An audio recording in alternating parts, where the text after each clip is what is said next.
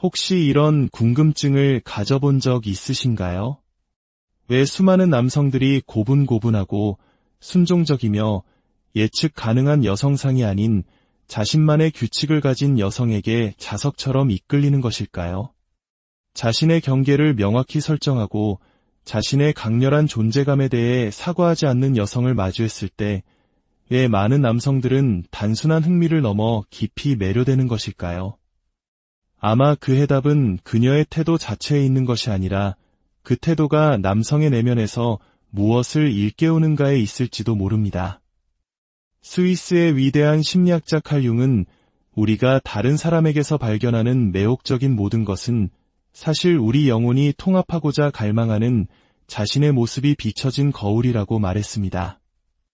오늘 이야기의 맥락에서 보자면 남성들이 소위 나쁜 여자에게서 보는 것은 그들 자신이 한 번도 가꿔보지 못했던 내면의 자유에 대한 갈망의 투영일 것입니다. 그런데 우리가 말하는 나쁜 여자란 과연 누구일까요? 사람을 조종하고 감정 개임을 하며 상처를 주는 사람일까요? 아니면 다른 사람을 불편하게 만들지라도 온전한 자기 자신으로 존재하기를 두려워하지 않는 사람일까요? 오랫동안 우리 사회는 남을 기쁘게 하고 참고 기다리며 상황에 순응하는 여성을 이상적인 여성상으로 그려왔습니다. 특히 한국 사회의 가부장적 문화 속에서 이러한 기대는 더욱 강하게 작용했죠. 하지만 바로 그 정형화된 틀을 깨부수는 여성들에게 우리는 설명할 수 없는 강렬한 매력을 느낍니다. 이는 그녀들이 악해서가 아닙니다. 그녀들이 자유롭기 때문입니다. 그리고 수많은 남성들에게 자유라는 영역은 한 번도 탐험해보지 못한 두려우면서도 거부할 수 없는 미지의 영토와도 같습니다. 한 여성이 남성 앞에서 고개를 숙이지 않을 때 그녀는 거울이 됩니다. 강해 보이기 위해 항상 타인을 지배해야만 했던 사람의 나약함을 비추는 거울 말입니다. 바로 그 순간 관계의 판도가 바뀝니다. 남성은 무의식적으로 자신의 자아, 즉 에고를 뒤흔드는 거대한 원형과 마주하게 됩니다. 그에게 의존하지 않는 여자, 그의 인정을 필요로 하지 않는 여자, 언제든 떠날 수 있음을 두려워하지 않는 여자. 남성이 그녀를 자신의 기대라는 틀에 맞추려 하면 할수록 그녀는 고운 모래처럼 그의 손가락 사이로 빠져나갑니다. 이것은 단순한 밀고 당기기 게임이 아닙니다. 이것은 힘과 취약성, 욕망과 두려움, 그리고 낡은 남성성과 새롭게 떠오르는 자각 사이에서 벌어지는 상징적인 춤입니다. 칼 융은 이 현상을 그림자와의 조우라고 불렀습니다. 그림자란 우리가 스스로 인정하고 싶지 않아 내면 깊숙이 억눌러온 자신의 어두운 모습, 즉 미성숙함이나 나약함 같은 것들을 의미합니다. 바로 그 억눌린 자신과 정면으로 마주하게 되는 순간 남성은 거대한 혼란에 빠집니다. 그래서 그는 그녀에게 다시 돌아옵니다. 다신 보지 않겠다고 맹세하고 그녀를 다른 사람으로 대체하려 하고 기억에서 지우려 애쓰지만 결국 다시 그녀를 찾게 됩니다. 왜냐하면 그가 그 여성 곁에서 느꼈던 것은 단순한 열정이 아니었기 때문입니다. 그것은 자기 자신과의 대면이었고 영혼의 각성이었으며 소년으로 머물지 말고 진정한 한 명의 남자로 성장하라는 무언의 초대장이었습니다. 그리고 그것이 아무리 두렵다 할지라도 그를 가장 강렬하게 끌어당기는 것이기도 합니다. 결론적으로 나쁜 여자는 나쁜 것이 아닙니다. 그녀는 거울이고 경계선이며 나침반입니다. 그녀는 남성이 더 이상 유지할 수 없는 낡은 자아의 종말과 아직 어떻게 되어야 할지 모르는 새로운 자아의 시작을 알리는 이정표인 셈입니다. 혹시 당신이 누군가로부터 까다롭다, 차갑다, 혹은 너무 기가 세다는 말을 들어본 적이 있다면 어쩌면 당신은 그에게 진정한 사랑은 복종이 아니라 혁명임을 보여준 최초의 여성이었을지 모릅니다. 그리고 그가 결코 입 밖으로 인정하지 않더라도 그의 몸짓과 눈빛, 그리고 소리 없는 발걸음이 언제나 그 사실을 증명할 것입니다. 한 남자를 각성시키는 여자는 결코 잊혀지지 않기 때문입니다. 그녀는 영혼의 흔적을 남깁니다. 그녀는 그가 과거에 어떤 사람이었는지, 그리고 마침내 어떤 사람이 될 준비가 되었는지 그 사이를 가르는 분기점이 됩니다. 모든 것은 한 여성이 남성의 감정 세계에 자신을 억지로 끼워 맞추기를 거부하는 그 순간부터 시작됩니다. 겉으로는 거의 보이지 않는 이 작은 저항의 순간이 남성의 정신세계 안에서는 거대한 지각 변동을 일으킵니다. 칼 융은 인간의 영혼이 우리가 가장 피하려고 애쓰는 것과의 대면을 통해 형성된다고 가르쳤습니다. 그리고 많은 남성들에게 그 대면의 이름은 바로 굴복하지 않는 여성입니다. 그녀는 자존심, 권위, 통제라는 가면 아래 숨겨진 것들을 적나라하게 드러내는 살아있는 그림자의 상징입니다. 한 여성이 단호하게 아니오라고 말할 때, 목소리를 높이지 않고 존중을 요구할 때, 드라마틱한 장면 없이 위엄을 지키며 사라질 때, 남성의 내면에서는 무언가가 부서집니다. 부서지는 것은 욕망이 아니라 환상입니다. 그는 그녀 위에 군림할 힘이 자신에게 없다는 것을 깨닫습니다. 그리고 그 깨달음은 고통스럽지만 동시에 거부할 수 없을 만큼 매혹적입니다. 왜냐하면 그는 처음으로 한 여성을 마주하는 것이 아니라 자기 자신을 마주하고 있기 때문입니다. 더 정확히 말하면 한 번도 용기 내어 들여다보지 못했던 자신의 일부, 즉 자신의 감정적 한계와 마주하는 것입니다. 이런 종류의 여성은 소리치지 않지만 깊은 메아리를 남깁니다. 애원하지 않지만 상대를 변화시킵니다. 복수를 꾀하지 않지만 영혼을 일깨웁니다. 그래서 그녀의 영향력은 그녀가 곁에 있을 때 끝나지 않습니다. 오히려 그녀의 부재가 천마디 말보다 더 크게 울려 퍼집니다. 그녀가 떠날 때 그녀는 자신의 몸만 가져가는 것이 아니라 그를 비추던 거울을 함께 가져갑니다. 그리고 그 거울 없이는 그는 방향을 잃고 길 잃은 아이처럼 헤매게 됩니다. 융은 진정한 사랑이란 당신을 채워주는 사랑이 아니라 당신을 발가벗기는 사랑이라고 설명했습니다. 감정적으로 미성숙한 남성의 적나라한 진실을 드러냄으로써 그 여성은 의도치 않게 새로운 의식의 출발점이 됩니다. 하지만 이 깊은 연결을 남성 스스로가 인식하기란 쉽지 않습니다. 많은 여성들은 궁금해합니다. 왜 그는 나에게 그토록 강렬하게 다가왔다가 마치 나를 두려워하는 것처럼 멀어지는 걸까? 그 답은 바로 변화 그 자체에 대한 두려움에 있습니다. 자유로운 여성을 사랑하기 위해서는 남성이 지배욕과 부풀려진 자아, 그리고 통제에 대한 욕구를 포기해야만 합니다. 자기 자신을 해체하고 재구성해야 하는 매우 고통스러운 과정인 것입니다. 그래서 그는 도망칩니다. 부정하고 그녀를 다른 사람으로 대체하려 합니다. 하지만 그 무엇도 그녀가 차지했던 공간을 채울 수는 없습니다. 그것은 단순한 로맨스가 아니라 하나의 계시였기 때문입니다. 그의 에고와 그녀의 본질이 만나는 그 지점에서 감정적 성장을 향한 기나긴 여정이 시작된 것입니다. 극소수의 남성만이 끝까지 갈 용기를 내는 여정. 하지만 그 길을 완주한 사람들은 결코 이전과 같은 사람일 수 없습니다. 그리고 설령 그들이 다시는 돌아오지 않더라도, 결코 인정하지 않더라도 그 여성은 만약 그가 성장을 선택했더라면 그가 될 수도 있었던 가능성의 기억으로 영원히 남을 것입니다. 남성이 느끼는 감정과 그가 기꺼이 마주하려는 진실 사이에는 보이지 않는 팽팽한 긴장감이 존재합니다.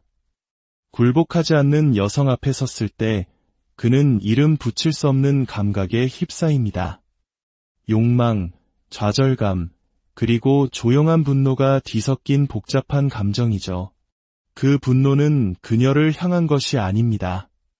그것은 자신의 모든 유혹의 기술, 감정적 조종, 공허한 약속들이 그녀 앞에서 무용지물이 되었다는 것을 깨달은 자기 자신을 향한 분노입니다. 여기서 융은 자아는 자신이 원하는 것을 통제할 수 없을 때 절망한다고 말했습니다. 정확히 그 일이 벌어지는 것입니다. 남성은 그녀를 소유하고 싶다는 강렬한 욕망에 사로잡히지만 그녀를 지배하는 것이 불가능하다는 현실과 마주합니다. 그 순간 감정의 게임은 절정에 달합니다. 두 사람 사이의 싸움이 아니라 그의 에고와 그녀의 영혼 사이의 대결로서 말입니다. 그녀는 그가 이해하지 못하면서도 깊이 끌리는 모든 것을 상징합니다. 그녀의 독립성은 그에게 도전이 되고 그녀의 평온함은 그를 불안정하게 만들며 그녀의 부재는 그를 무너뜨립니다. 그런데 그는 왜 그런지 이해하지 못합니다. 그녀는 애원하지도 않았고 자신을 비하하지도 않았으며 관심의 부스러기를 구걸하지도 않았습니다. 그런데 그는 이토록이나 마음이 흔들리는 것일까요? 답은 무의식 속에 있습니다. 그녀의 이미지가 그가 평생 가면이 벗겨질까 두려워했던 모든 것과 융합되는 곳입니다. 그 여성이 경계를 설정할 때마다 그녀는 그가 평생에 걸쳐 쌓아올린 감정의 성에 미세한 균열을 일으킵니다. 그 균열은 그로 하여금 자신이 학습한 남성성, 세상이 그에게 강요했던 역할들, 즉 그가 무심코 갑옷처럼 입고 있던 모든 것에 허점을 보게 만듭니다. 하지만 이제 그 갑옷은 그를 보호하는 것이 아니라 그를 가두는 감옥이 되어버렸습니다.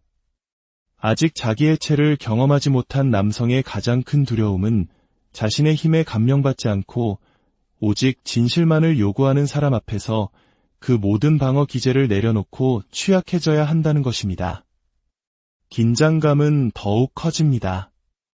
왜냐하면 그는 이 여성을 속일 수 없다는 것을 마음 깊은 곳에서 알고 있기 때문입니다. 그녀는 그를 완벽하게 꿰뚫어 봅니다. 그의 과장된 행동과 침묵, 그의 통제하려는 시도와 무관심으로 위장된 연약함까지 모두 말입니다. 그리고 그렇게 모든 것이 간파당했다는 사실은 그 어떤 거절보다도 그를 두렵게 합니다. 그녀는 단지 그가 연기하는 남자를 보는 것이 아니라 그가 숨겨온 진짜 남자를 건드리기 때문입니다. 그 소리 없는 노출은 항상 지배해야만 매력적이라고 느꼈던 에고에게는 견딜 수 없는 일입니다. 그래서 그는 떠납니다.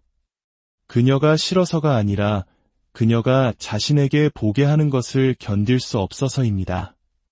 그는 차라리 모르는 척해주는 여자, 부스러기 사랑에 만족하는 여자, 자신이 발가벗겨지는 것을 보지 않게 해주는 여자를 선호할 것입니다. 하지만 그 여성, 바로 그 여성은 다릅니다. 그녀는 아무것도 요구하지 않지만 그녀의 존재 자체가 모든 것을 요구합니다. 그리고 그 모든 것이란 그가 아직 줄 방법을 모르는 것, 바로 그의 진정한 영혼입니다. 여자가 떠나면 그녀의 침묵은 귀를 먹먹하게 할 정도로 커집니다. 메시지도, 비난도, 협박도 없습니다. 오직 부재만이 존재할 뿐입니다. 하지만 이 부재는 다릅니다. 무겁고 상징적이며 불편합니다. 칼 융은 무의식이 상징을 통해 스스로를 드러낸다고 말했습니다. 그리고 그녀는 정확히 그런 존재, 즉 상징이 됩니다. 그가 평생 동안 피해왔던 모든 것을 비추는 원형적인 거울입니다. 그녀는 단순한 한 사람이 아니었습니다. 그녀는 분기점이었습니다. 그리고 이제 그녀의 부재가 남긴 메아리 속에서 그는 아마도 생전 처음으로 진정으로 생각하기 시작합니다. 자존심은 저항하려 합니다. 변명을 만들고 합리화를 하며 그녀가 과민 반응했고 너무 많은 것을 기대했으며 차가웠다는 내면의 서사를 키웁니다. 하지만 그의 내면 어딘가에서는 더 이상 그 이야기를 지지할 수 없습니다. 마음 깊은 곳에서 그는 알고 있기 때문입니다. 그녀는 존재 그 이상을 기대하지 않았고 진실 그 이상을 원하지 않았으며 통제할 필요 없이 사랑할 줄 아는 남자 그 이상을 바라지 않았다는 것을 말입니다. 이제 그녀의 모든 몸짓이 상징적인 기억으로 되살아납니다. 단호했던 눈빛, 무례함에 침묵으로 대응하던 방식, 너무나 가볍게 작별을 고하던 모습, 모든 것이 퍼즐 조각처럼 되돌아옵니다. 너무 늦게서야 맞춰보려는 퍼즐 조각들처럼 말입니다. 이러한 성찰은 낭만적이지 않습니다.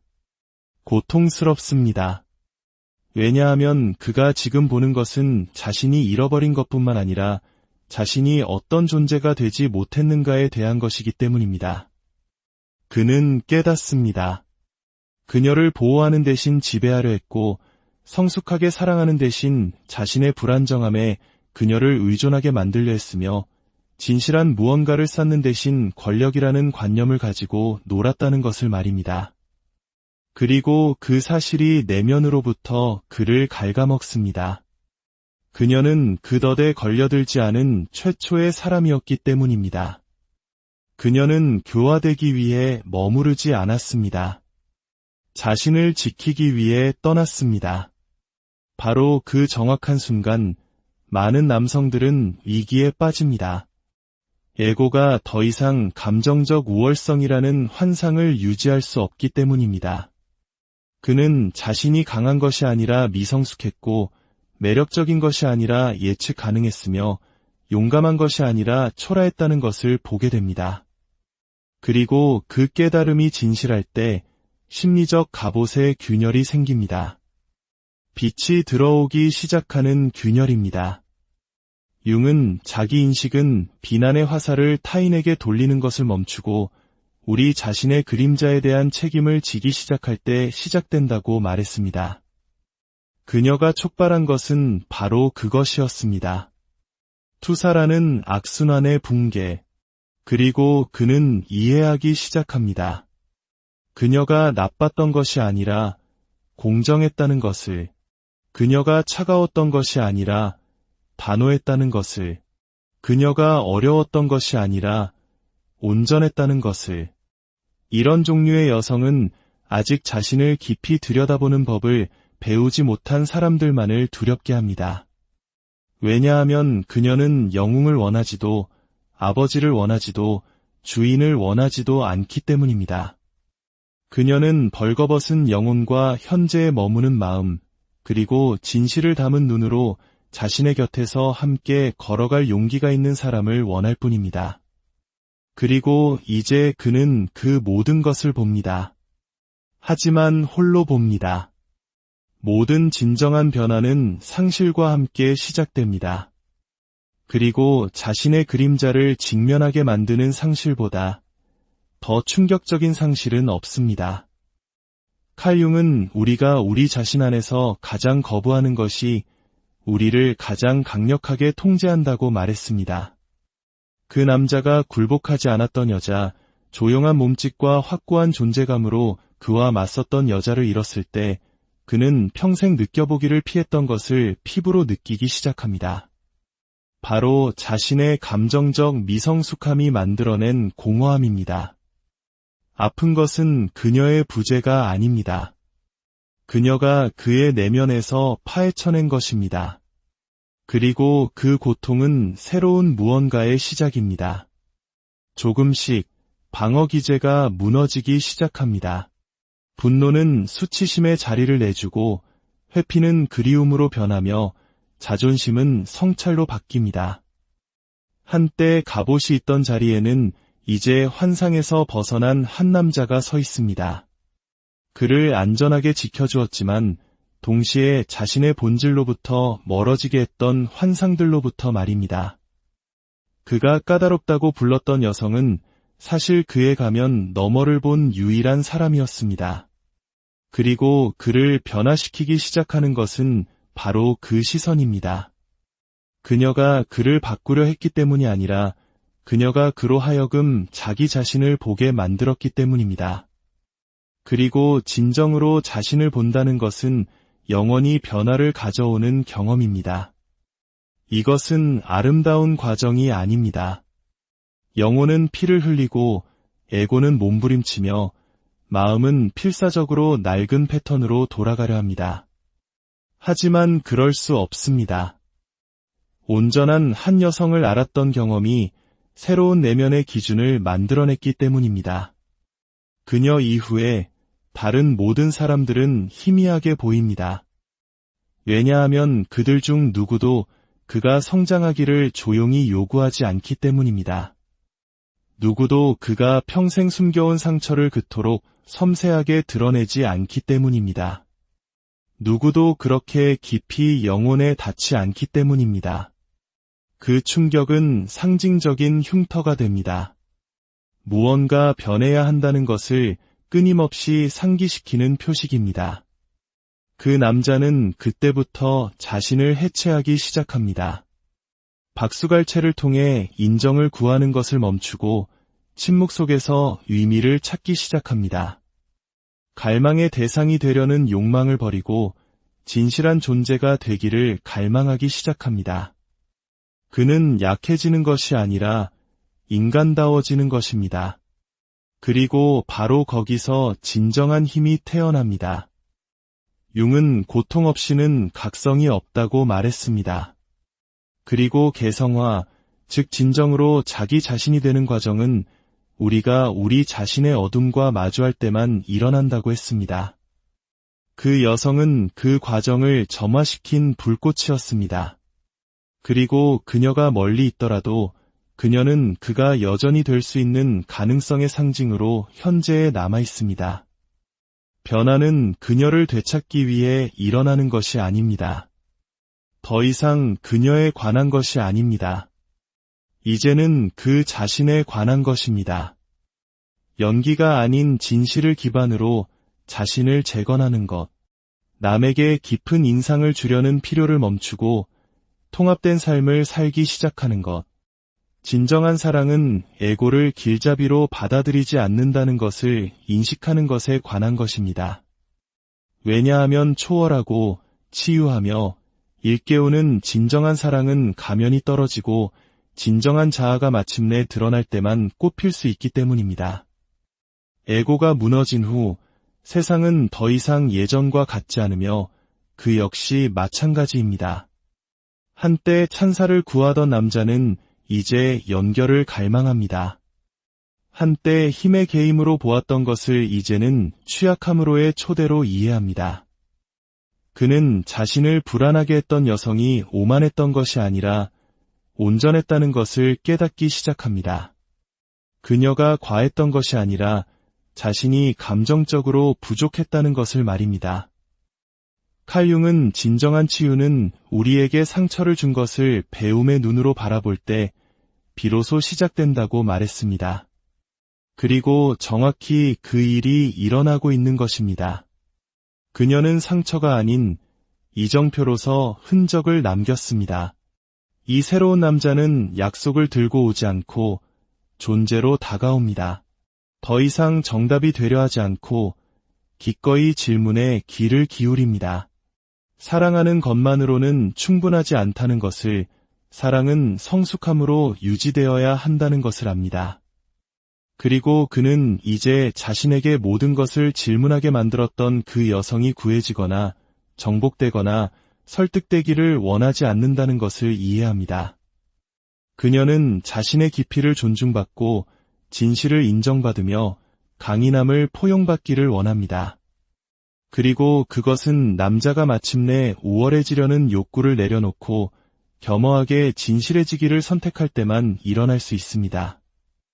이 새로운 비전은 거창한 말을 통해서가 아니라 조용한 행동을 통해 표현됩니다. 그는 애원하지 않고 보여줍니다. 유혹하지 않고 지지합니다. 과시하지 않고 내어줍니다. 왜냐하면 그는 마침내 진정한 여성은 약속이나 힘에 감명받는 것이 아니라 그녀의 모든 것이 자신과 대면하게 할 때조차도 그녀 곁에서 온전하게 머무를 수 있는 남자의 능력에 감동한다는 것을 이해했기 때문입니다. 존중은 더 이상 전략이 아닙니다. 본질이 되었습니다. 감탄은 더 이상 허영이 아닙니다. 인식이 되었습니다. 그리고 욕망은 더 이상 애고가 아닙니다. 교감이 되었습니다. 하지만 그는 또한 자신이 너무 늦게 도착했을지도 모른다는 것을 이해합니다.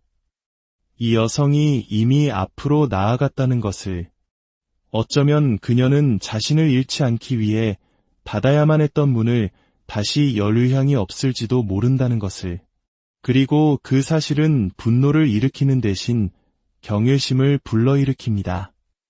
왜냐하면 이제 그는 그녀가 가졌던 가치와 자신이 여전히 눈이 멀었을 때 그것을 본 유일한 사람이 되기 위해 그녀가 치른 대가를 알기 때문입니다.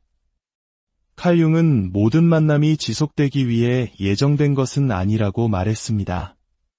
어떤 만남은 오직 우리를 깨우기 위해 옵니다. 그리고 깨어남 그 자체만으로도 이미 기적입니다. 그는 용서를 기다리지 않습니다. 돌아오기를 요구하지 않습니다. 재회를 이상화하지 않습니다. 그는 그저 더 맑아진 마음, 더 정직해진 영혼, 그리고 허락도 없이 들어와 모든 것을 드러내고 헤집어놓고 떠나버린 그 여성에 대한 조용한 감사를 안고 계속 나아갈 뿐입니다. 왜냐하면 때로는 사랑이 바로 그런 일을 하기 때문입니다. 진실한 것이 태어날 수 있도록 거짓된 것을 파괴합니다. 그리고 이제 처음으로 그는 사랑할 준비가 되었습니다. 어쩌면 그녀가 아닐지라도 자기 자신을 말입니다. 그리고 오직 거기서부터만이 다른 모든 사랑이 진실해질 수 있습니다. 그녀는 그의 감정적 연대기에서 하나의 이정표가 되었습니다. 주고받은 말의 강렬함 때문이 아니라 남겨진 침묵의 힘 때문입니다. 그리고 아무리 많은 시간이 흐르고 아무리 많은 다른 사람들이 그 공간을 차지하려 해도 그녀가 상징했던 것을 대체할 수 있는 것은 아무것도 없습니다. 칼 융은 특정 원형은 지워질 수 없고 오직 통합될 수만 있다고 말했습니다. 그리고 그녀는 정확히 그런 존재, 살아있는 원형이었습니다. 그를 완성시키기 위해 온 것이 아니라 그를 해체하기 위해 온 여성의 화신이었습니다. 위로하기 위해 나타난 것이 아니라 도발하기 위해 나타났고 공허함을 채우기 위해 도착한 것이 아니라 공허함이 존재한다는 것을 보여주기 위해 도착했습니다. 그는 잊으려 하고 합리화하고 앞으로 나아가려 할지도 모릅니다. 새로운 이야기, 새로운 목소리, 새로운 존재 속으로 뛰어들지도 모릅니다. 하지만 그 누구도 그녀가 될 수는 없습니다. 그녀는 한때 지나가는 단계가 아니라 거울이었기 때문입니다. 그리고 우리를 비추는 거울은 결코 잊혀지지 않습니다. 그것이 고통을 유발할 때조차도 우리의 허영심과 우월감, 통제력을 발가벗길 때조차도 말입니다. 그는 이제 압니다. 자신이 길들이려 했던 그 여성이 사실은 자신의 해방의 시작이었다는 것을 이해하는 데 시간이 걸렸지만 마침내 모든 것이 이치에 맞게 되었습니다. 그녀는 까다로웠던 것이 아니라 필수적이었습니다. 그녀의 이미지는 향수가 아니라 자각으로 떠오릅니다.